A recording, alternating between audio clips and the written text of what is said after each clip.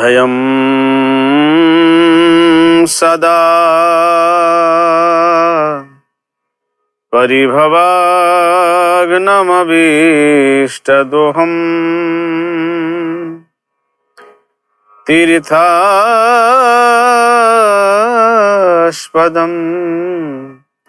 शिविविरिन् चिनुतं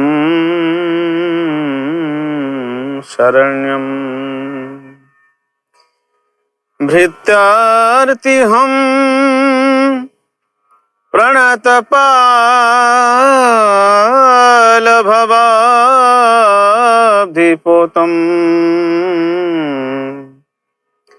वन्दे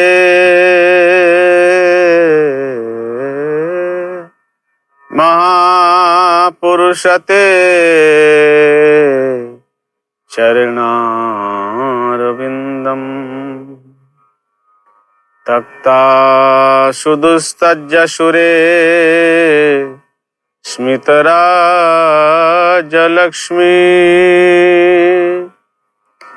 धर्मीष्ठयार्यवचसा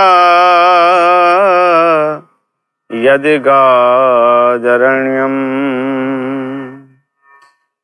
मया मृगं दयितये स्मितयन्बधावा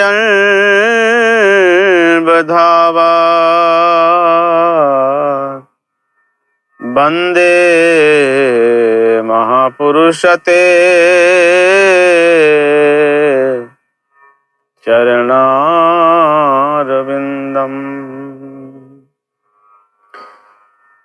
वंशी विभूषितकरा नवनीरदाभात् पीताम्बरादरुणं बिम्बफलाधरोष्ठात् पूर्णेन्दुसुन्दरमुखा अदरविन्दनेत्रात् कृष्णात् परं किमपि तमहं न जाने। कृष्णात् तदीयपदपङ्कजपञ्जरान्ते अद्यैव मे विशतमा नशराजहंस प्राणप्रयाण समये कपवातपित्ते कण्ठायवरोधनविधौ स्मरणं कुतस्ते। नारायणं नमस्कृत्य नरं चैव नरोत्तमं देवीं सरस्वतीं व्यास ततो जयमुदीरयेत्। जं प्रव्रजन्तमनुपेतयपेतकृतं द्वैपायनो विरहका तरया जुहाव पुत्रेति तन्मत्वया तरवोऽभिनेदुस् स्तं सर्वभूतहृदयं मुनिमानतोऽस्मि।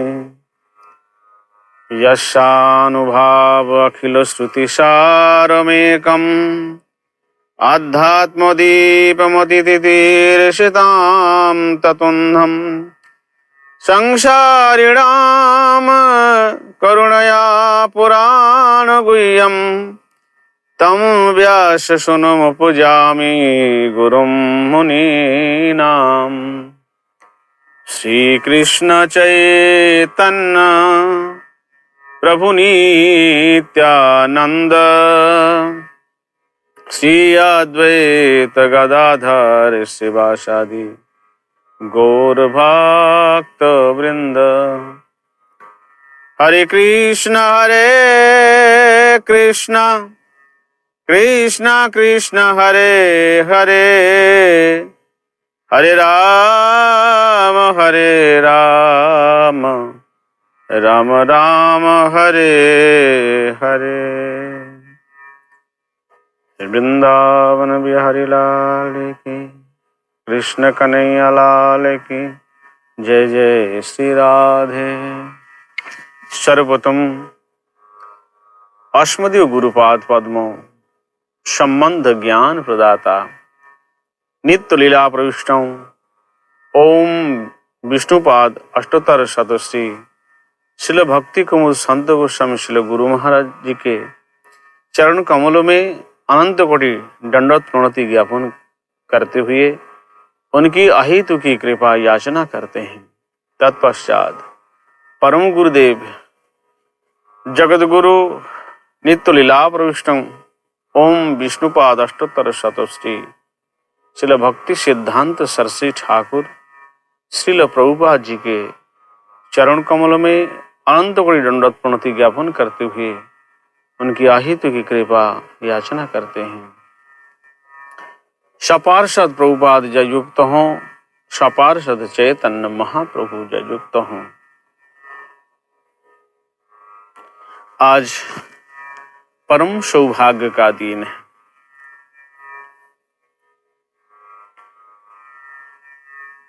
जब हम भगवान की कथा श्रवण करते हैं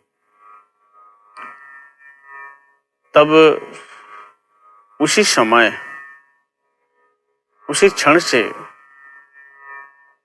भगवान की जो नित्य धाम है उस नित्य धाम से ही हम युक्त हो जाते हैं। इस जगत का एक समय है और उस जगत का एक समय है। आज भारत भूमि में दिल्ली में बैठ करके हम सत्संग लाभ प्राप्त कर रहे हैं। अभी यहाँ का समय है 11:09 है। तो इस विश्व में बहुत सारे देश है जहाँ पे अभी इस समय रात्रि है। तो यहाँ का समय और वहाँ का समय कोई तालमेल नहीं है। वैसे ही भारत भूमि में इस भूलोक में हमारा एक साल जब होता है, स्वर्ग लोक में देवताओं के लिए एक दिन होता है। उसी प्रकार जब तक हम भगवान का नाम स्मरण, जब तक जितना हम भगवान की महिमा कीर्तन, जितना भगवान का नाम स्मरण जो कुछ करते हैं तो वो समय भगवान के धाम से युक्त हो जाता है। तो ऐसे ही जितना भगवान नाम संकीर्तन करें, जितना आप भगवान का नाम स्मरण करेंगे उतना ही समय आपका भगवान के उस धाम से युक्त हो जाएगा। यदि इस धरती पर भगवान के नित्य धाम से अगर युक्त होना चाहते हैं तो फिर भगवान का नाम, भगवान की सेवा और भगवान से युक्त जो कर्म हैं उसी कर्मों को करोगे तो फिर इसी दुनिया में रहते हुए भी आप हर समय भगवत धाम में रहेंगे। तो आज परम सौभाग्य है जो कथा के, भगवान की कथा के माध्यम से हमें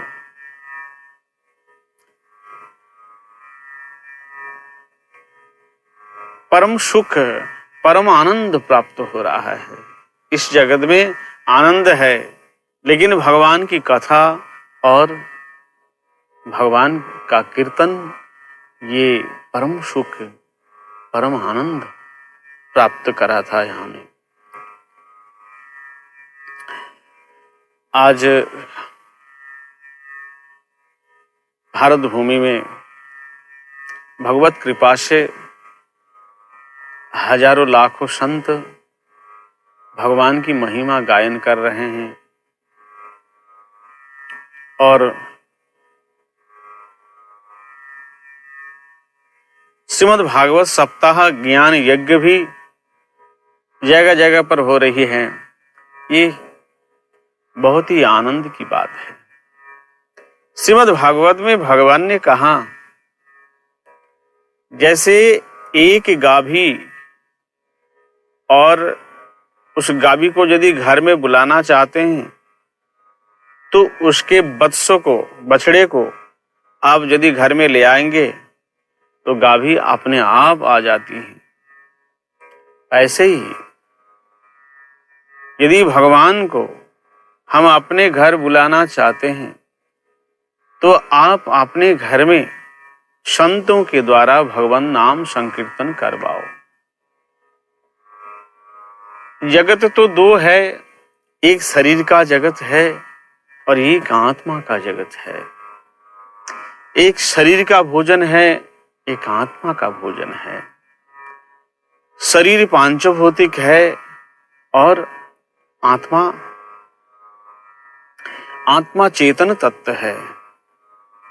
तो जब तक हम चेतन तत्व की कथा, जब तक हम उस चेतना में रहते हैं, तब तक मानो हम साक्षात भगवान के धाम में विराजमान हैं। इसीलिए भगवान कहते हैं, जहां पर भगवान की कथा होती है, जहां पर भगवान का कीर्तन होता है, भगवान कहते हैं मैं वहां निवास करता हूं। मैं केवल अकेला नहीं जाता हूं, मेरे साथ में मेरे प्रिय जितने भक्त हैं, ये सब के सब वहीं विराजमान हो जाता है। सब के सब विराजमान हो जाते हैं। भगवान कहते हैं, जहां मेरी कथा, वहां मेरे प्यारे भक्त सब चले जाते हैं। धावंती रसलम पटाहा। तो हमें विचार करना चाहिए, हर समय हम आत्मिक जगत में, आत्म कल्याण जिसमें हो, उस काम में हमें हर समय रत रहना चाहिए। यहाँ पे दो शब्द हम लेके चलते हैं, एक है सुख और एक है दुख। जगत में सभी लोग सुख चाहते हैं। संसार में ऐसा कोई व्यक्ति नहीं है जिन्हें सुख नहीं चाहिए। एक बालक का जन्म होता है। जन्म होने के बाद वो अपने मां के गोद में इतना उसे सुख मिलता है, इतना आनंद मिलता है। बालक को यदि और कोई गोद में लेना चाहते हैं तो रोने लगता है। तो उसे भी सुख की अनुभव है। तो संसार में सुख और दुख, ये दो चीज है। सभी लोग सुखी होने की प्रयास करते हैं और सुख पाने के लिए हजार प्रकार के उपकरण जुगाड़ करते हैं, लेकिन वास्तव में सुख हमें मिलेगा कहां?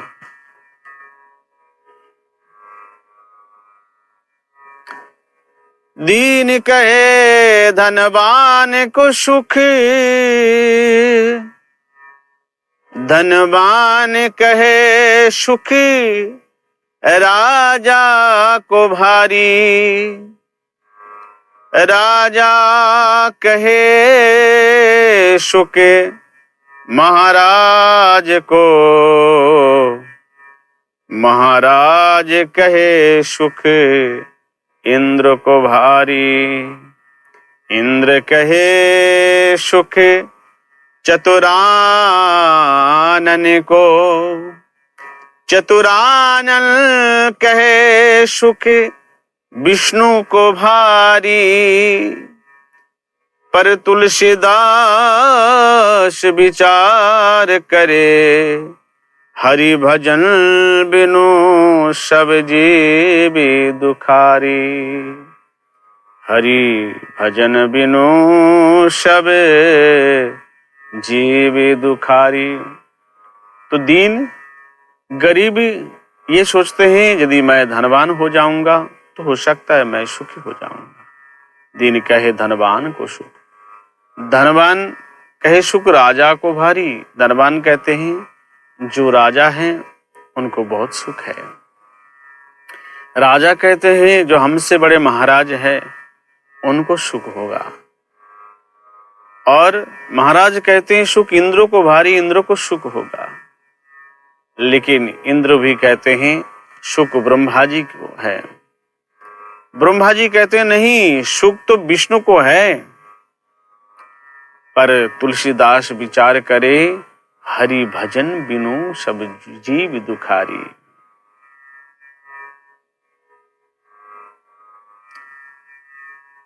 तो जब तक हम हरि नाम करते हैं, भगवान का नाम करते हैं, तब तक हम भगवत जगत में रहते हैं। शरीर का एक जगत है और आत्मा का एक जगत है। जब तक हम हरि कथा श्रवण करते हैं, कीर्तन करते हैं, गायन करते हैं, उस आत्मिक जगत में रहते हैं और सुख उस आत्मिक जगत में है। योगी गण अपने ध्यान के द्वारा, भगवान के ध्यान के द्वारा उस आत्मिक जगत में निवास करते हैं और परमानंद लाभ करते हैं। और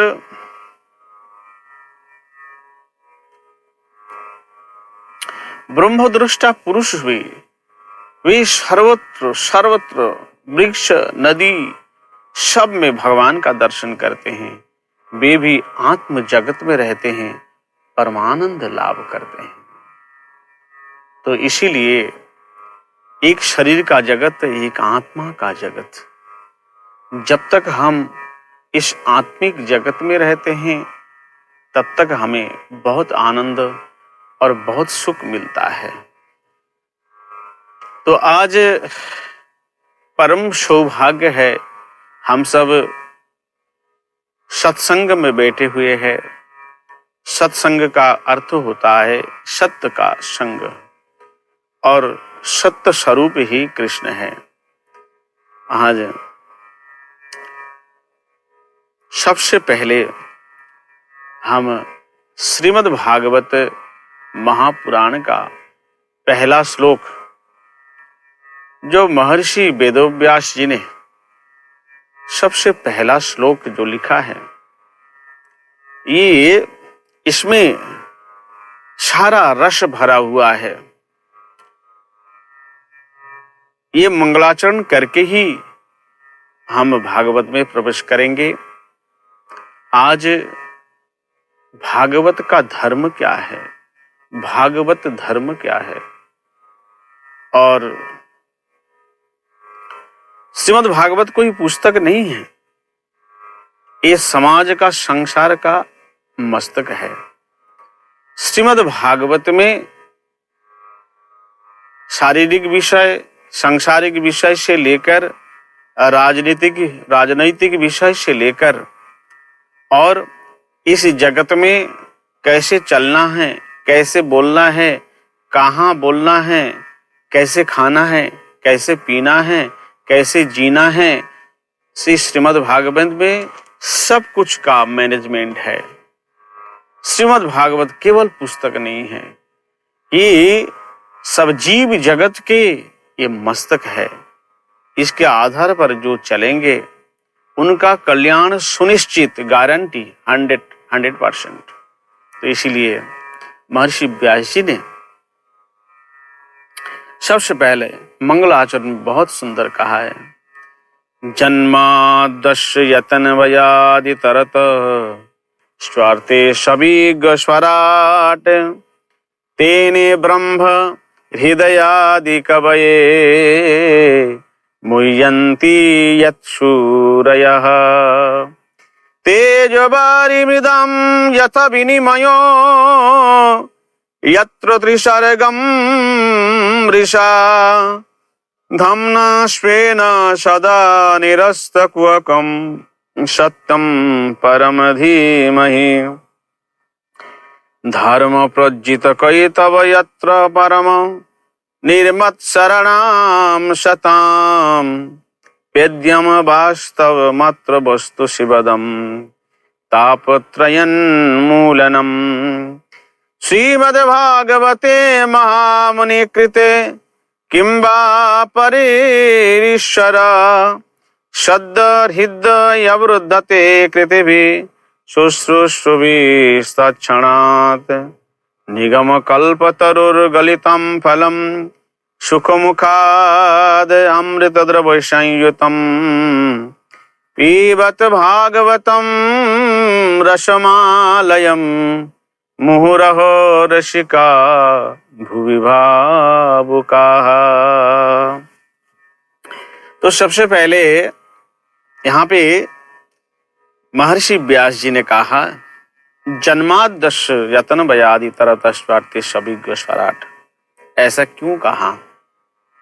महर्षि व्यास जी जीवों के कल्याण के लिए सत्य त्रेता द्वापर कलयुग, ये सत्य त्रेता द्वापर ये 3 युग बीतने के बाद महर्षि व्यास जी ने देखा मनुष्य की जीवन की जो यात्रा है ये धीरे धीरे निम्नगामी हो रहे हैं। देखिए ये बात ध्यान रखना है और अपने जीवन की डायरी में लिख के भी रखना है। यदि आप भागवत धर्म स्वीकार नहीं करेंगे तो सबसे पहला नुकसान क्या होगा? आपकी आयु कम हो जाएगी, आप ज्यादा दिन जी नहीं सकते, आयु कम हो जाएगी। तो इसीलिए महर्षि व्यास जी जीवों के कल्याण के लिए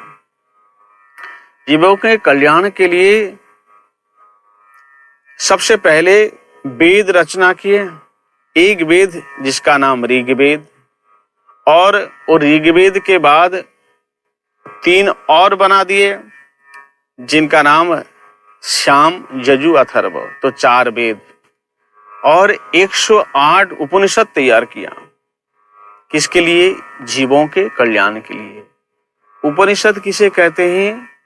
जो व्यक्ति वेद की क्लिष्ट भाषा को समझ नहीं पाते हैं तो उपनिषद में बहुत सुंदर सुंदर कहानी है, उस कहानी के द्वारा भगवान को समझ जाएंगे, इसीलिए उपनिषद निर्माण किए। और उसके बाद जीवों के अंदर 3 स्वभाव होता है, 3 गुण होता है जिसे कहते हैं रजोगुण, सतोगुण, रजोगुण और तमोगुण, ये 3 गुण है। इसीलिए 18 पुराण तैयार कर दिए और 18 पुराण ये 3 भाग है। तामसिक पुराण 6 है, राजसिक पुराण 6 है और सात्विक पुराण 6 है। ये 18 पुराण है। जीवों के कल्याण के लिए पंचम वेद महाभारत की तैयारी हुई, महाभारत रचना कर दिए जिसमें 1,00,000 श्लोक है। महाभारत में 1,00,000 श्लोक है। ये किसके लिए किया उन्होंने किया है केवल इस जगत का कल्याण हो, क्योंकि व्यास जी साक्षात भगवान हैं और ये त्रिकाल दृष्टा, त्रिकाल अज्ञ थे। तो सबसे अंतिम कृत सबसे लास्ट में उन्होंने श्रीमद् भागवत संहिता को तैयार किया है। जब ये सारे शास्त्रों को रचना करने के बाद वे अपने चित्त में शांति नहीं हो रहा था और उन्हें सुख नहीं मिल रही थी, तो उस समय नारद जी आकर के कहा, देखो जो साक्षात सत्य स्वरूप भगवान, उस भगवान श्री कृष्ण की कथा, श्री कृष्ण की लीला, श्री कृष्ण की महिमा जो कि सत्य है, शाश्वत है, और उनकी कथा आपने लिखा नहीं है, इसीलिए आपके अंदर वो संतुष्टि नहीं है। जो वास्तव में है उसकी महिमा अगर नहीं गाएंगे तो कदापि शांति संभव नहीं है। इसीलिए नारद जी के द्वारा मंत्र प्राप्त करने के बाद तो तुरंत व्यास जी ध्यान मग्न होकर बैठ गए जैसे ध्यान मग्न होके बैठे, तो व्यास जी अपने ध्यान के द्वारा भगवान की संपूर्ण लीला एकदम आंखों के सामने अपने हृदय में प्रकट हुआ। व्यास जी ने क्या देखा? हम लोग भूलोक में बैठे हुए हैं, इसके ऊपर भूवा स्व मतलब स्वर्गलोक, स्व मह जन तपो सत्यलोक। ये सत्यलोक के बाद बिरजा नदी है, बिरजा के बाद भगवान शिवलोक है, उसके ऊपर वैकुंठ भगवान नारायण विराजमान है, उसके ऊपर भगवान रामचंद्र की साकेत धाम है, उसके ऊपर द्वारिकापुरी है, और उसके ऊपर मथुरापुरी है, और सबसे लास्ट में गोलोक वृंदावन है। जिसके ऊपर कोई लोक नहीं होता है उसे गोलोक कहते हैं। यहाँ के लोग जो भगवान को अंदाज लगाते हैं केवल, तो वे क्या कहते हैं? सबका मालिक एक है। ये बात सत्य है, सबका मालिक एक है, पर हम नाम जानते हैं, तुम नाम नहीं जानते हो। हम कहाँ रहते हैं ये जानते हैं, पर आप ये भी नहीं जानते हो। उनके साथ साथ में और कौन है हम वो भी जानते हैं, पर आप ये भी नहीं जानते हैं। तो इसीलिए भगवान ऊपर है ये बताते हैं, लेकिन कितना ऊपर है और कहाँ पे रहते हैं ये आपको कुछ भी पता नहीं है। इसीलिए आप केवल अंदाज लगा के बैठे हैं ये मालिक ऊपर है। गर्ग संहिता में गर्गाचार्य जी ने बहुत सुंदर एक बात कही। आज हम ये जन्मादस्य का अर्थ होता है जन्म आदि रहस्य के अतीत। यहाँ की जो सृष्टि है ये तो अलग है ही है, लेकिन ये ब्रह्मांड की सृष्टि से पहले की बात कर रहे हैं। जन्मादस्य यानी कि जन्म आदि रहस्य के अतीत। जब ब्रह्मांड का जन्म नहीं हुआ था तब क्या था? जब ब्रह्मांड का जन्म नहीं हुआ, गोस्वामी तुलसीदास जी ने तो लिखा है, जब ब्रह्मांड निकाया निर्मित माया रोम रोम प्रति वेद कहे। भगवान के रोमकूप से ब्रह्मांड की उत्पत्ति होती है। तो जब ब्रह्मांड का निर्माण नहीं हुआ था तब क्या था? ये जन्मादस्य यतनवयाति तरतः, जन्मादि रहस्य के अतीत। तो गर्ग संहिता में कहते हैं गर्गाचार्य जी, एक बार इस धरती पर बड़े बड़े राक्षस अत्याचार कर रहे थे। उस समय पृथ्वी माता, धरती माता गाभी रूप धारण किया और ब्रह्मा जी के पास जाकर के ब्रह्मा जी से कहते हैं, प्रभु आप तो सबसे ऊपर रहते हैं, तो आप यहाँ पे धरती पर ये सब मेरे बच्चे हैं, वो दैत्य भी है और ये, लेकिन ये जो हमारे ऊपर अत्याचार कर रहे हैं पर हमें सहन नहीं हो रहा है। एक बात ध्यान रखना, पृथ्वी को हम माता कहते हैं, इनका भी एक स्वरूप है, और इनके ऊपर यदि हम ज्यादा हनहानि हिंसा करेंगे तो इन्हें भी कष्ट होता है। ये धरती माता स्वयं सहन नहीं कर पाते हैं। इसका प्रमाण सीता जी है। सीता जी इस धरती में समा गई थी। अगर इस धरती पर कुछ अत्याचार होता है तो धरती माँ को भी सहन नहीं होता है। धरती माँ ने ब्रह्मा जी से कहा, रहो यहाँ पे बड़े बड़े असुर कंस जैसे महान महारथी इतना अत्याचार कर रहे हैं साधु के ऊपर, तो आप कुछ व्यवस्था कीजिए। बोले हाँ हम करते हैं। ब्रह्मा जी, भगवान विष्णु और भगवान भोलेनाथ, एक क्षीरसाई विष्णु और भोलेनाथ और ब्रह्मा, ये तीनों ने कहा चलो हम लोग गोलोक में जाते हैं। पर ये गोलोक तो ये ब्रह्मांड के बाहर हैं, कैसे जाएं? बोले सुनो, इसके पहले की जो कल्प थी, मनमंत्र था, हम लोग 14 मनमंत्र में अभी 7वें मनमंत्र में बैठे हुए हैं।